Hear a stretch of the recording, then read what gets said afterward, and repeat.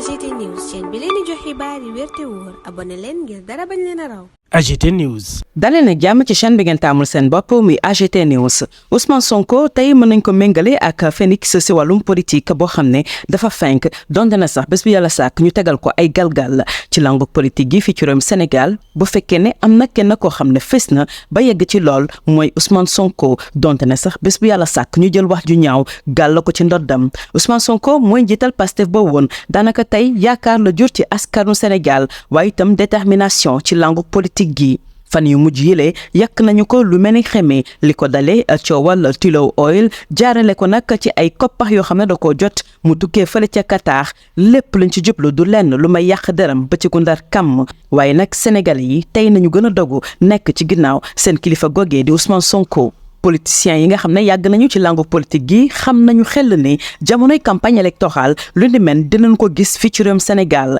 kaddu yu ñaaw yoo xam ne dañ koy jël di ko teg ci ndoddu woy politique yi mu ñu nekk ci nguur gi di ko yàqee deru ñi nga xam ne ñoo fare ci kujje gi waaye nag li ñu gis ci mbiru Ousmane Sonko dafa weesu lool li nga xam ne moom nañu xamoon fii ci réewum Sénégal romb lépp lu jëm ci wàllum débat politique Ousmane Sonko tuumaal nañu ko fi rebelle teg ci violeur lépp nag mel ni chaîne boo xam ne ñi nekk ci nguur ak Sénégal ñoo ko yor di nas di nocci teg ko nag ci ndoddu njiital Pastef les Patriotes waaye nag ci yooyu la jafe-jafe am na loo xam ne nag mën nañ ko ci seppi muy lu baax jëm ci Ousmane Sonko mooy ne askan wi kóolute gi ñu amoon ci moom démb ak bërka démb tey dañ koo gën a firndeel la. élection présidentielle bu 2024 daanaka la ci des bareetul mu nekk jamono boo xam ne dafa am solo lool ci réewum Sénégal citoyens yi nga xam ne ñu ngi yor seen tame di segg xam nañu bu baax a baax luy dëgg ak lu dul dëgg rawatina nag pexe yi nga xam ne ñu nekk ci nguur gi ñoo ko nas ngir yàqal lépp loo xam ne jëm na ci bokkub Ousmane Sonko ci yooyu la élection. attaque personnelle yi nga xam ne ñu ngi koy gis jamono ji ñu teg ko ci ndoddu Ousmane Sonko rawatina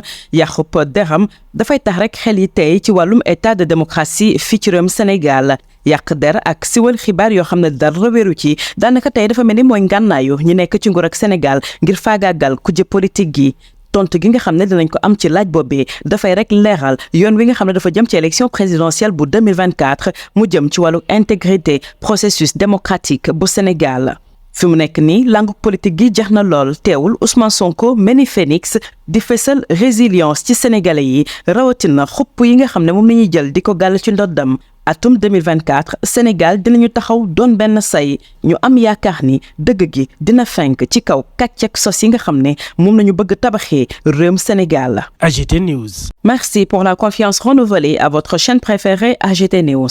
Ousmane Sonko, un phénix politique, émerge face aux assauts de la calomnie. Dans l'arène politique sénégalaise, une figure émerge de manière indéniable, résistant au vent contraire de la calomnie et de la diffamation. Ousmane Sonko, leader du PASTEF, incarne l'espoir et la détermination dans un paysage politique en ébullition. Les récentes attaques de Tullow Oil aux accusations de transactions douteuses avec le Qatar tentent de ternir son image, mais le peuple sénégalais demeure indéfectiblement derrière lui. Les politiciens aguerris savent que les campagnes électorales sont souvent le terrain de bataille verbale intense. Mais les allégations portées contre Sonko dépassent les limites habituelles du débat politique. De rebelle à supposé violeur, chaque accusation semble être un maillon d'une chaîne orchestrée visant à déstabiliser le leader du PASTEF. Cependant, dans ce brouillard de mensonges, une vérité demeure, la confiance du peuple à Sonko. Les élections de 2024 se profilent comme un tournant crucial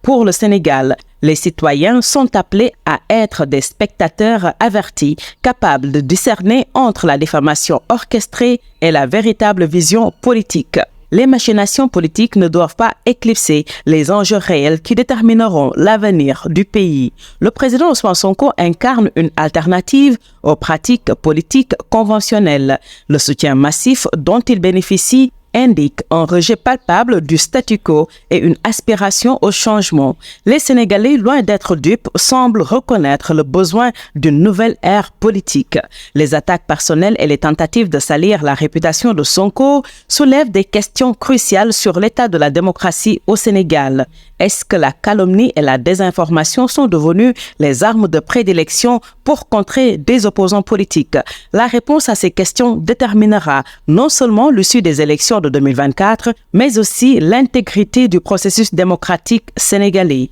Au cœur de cette tempête politique, Ousmane Sonko reste le phénix symbolisant la résilience face aux assauts de la calomnie. En 2024, les Sénégalais se tiendront debout, scrutant l'horizon politique avec l'espoir que la vérité prévaudra sur la diffamation et que l'avenir du pays sera façonné par un choix éclairé plutôt que par des manœuvres politiques sournoises. AGT News.